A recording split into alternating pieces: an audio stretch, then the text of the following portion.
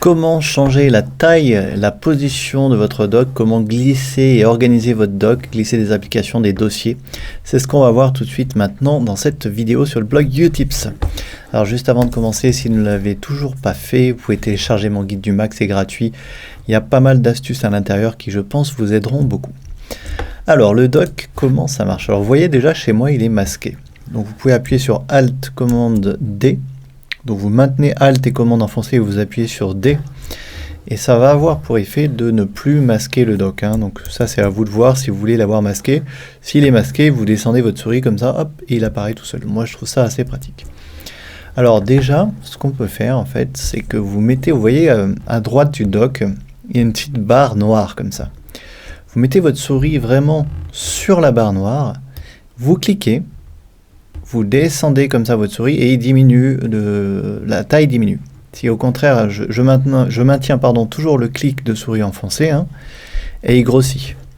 Je refais, je clique, je maintiens le clic enfoncé, je descends ma souris, hop, il diminue et il grossit comme ça, d'accord ? Donc ça c'est une première manière de faire. On pourrait tout à fait aussi le faire depuis les préférences système, comme ça.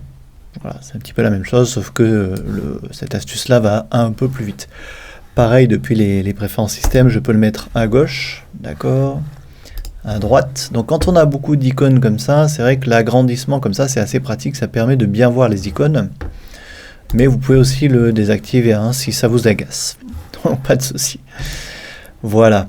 Donc pour ce qui concerne le doc, vous pouvez ici masquer ou pas le doc. Donc c'est le raccourci Alt commande D que je vous ai donné tout à l'heure, mais vous pouvez le faire à partir d'ici aussi. D'accord ? Après, vous pouvez aussi dans le doc, ici, afficher les indicateurs des applications ouvertes. Donc, vous voyez par exemple là, iTunes est ouvert, j'ai un indicateur noir. Les préférences système sont ouvertes, j'ai un indicateur noir qui m'indique en fait que les applications sont ouvertes. Je peux choisir de ne pas l'afficher. Je vous conseille plutôt de le laisser par défaut, ça permet de savoir quelles sont les applications qui tournent en ce moment sur votre Mac. Ok. Voilà, donc pour le doc, pareil, on peut ici, en faisant un clic droit sur la barre noire, position à l'écran, retrouver toutes ces options en fait qu'on avait dans les préférences système. Je le mets à gauche. Voilà, et ici, je peux, par exemple, position à l'écran, le mettre à droite. Personnellement, j'aime bien le laisser en bas.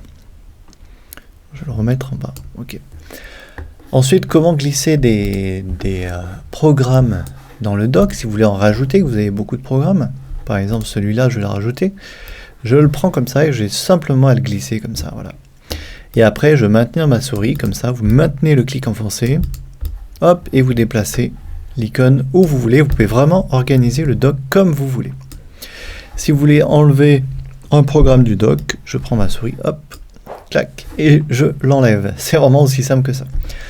Ensuite, s'il y a des dossiers que vous utilisez souvent, plutôt qu'à chaque fois de lancer le Finder, vous pouvez tout simplement mettre certains dossiers dans le doc. Par exemple, celui-là, je vais le prendre et je peux tout à fait le mettre. Alors, je ne peux pas mettre les dossiers ici, mais par contre, je peux les mettre à droite de la barre latérale, voilà, qui est ici. Ce qui fait que maintenant, je peux tout à fait cliquer ici, ça va ouvrir mon dossier et je peux ouvrir les fichiers qui sont dedans, tout simplement comme ça. D'accord ? Donc à droite, vous pouvez mettre tous les dossiers que vous voulez, et à gauche, toutes les applications que vous voulez. Toute cette barre, le doc, ce ne sont que des raccourcis qui pointent soit vers des applications, soit vers des dossiers. Donc si vous perdez, par exemple, si je perds Safari dans le doc, voilà, je fais ça, par erreur, je l'ai enlevé. Pas de souci, vous pouvez retourner dans le dossier application.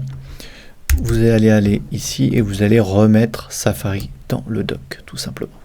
Voilà, dernière chose que je peux vous dire, dans cette barre latérale à droite, vous pouvez aussi mettre vos sites internet favoris. Imaginez que vous consultez le blog Utips régulièrement, je pense que c'est le cas de certains d'entre vous.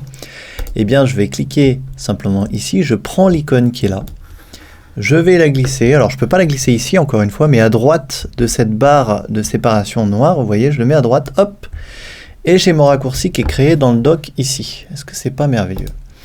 Donc je peux maintenant cliquer là, hop, et je suis directement sur le blog Utips. Donc vous pouvez mettre comme ça vos sites favoris à droite du doc, comme ça c'est très pratique. Et ça permet toujours et encore de gagner du temps. Voilà, merci d'avoir suivi cette vidéo. Moi, je vous dis à très bientôt pour une nouvelle astuce sur le blog.